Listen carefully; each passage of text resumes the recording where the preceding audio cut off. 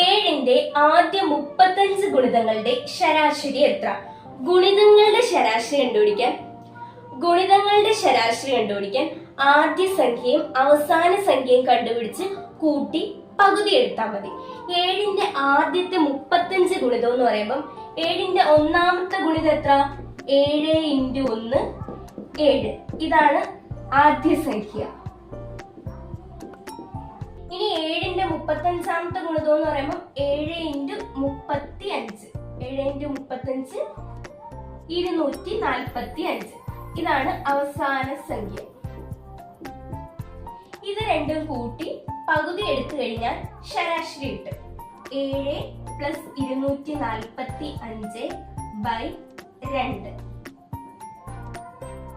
252/2 125.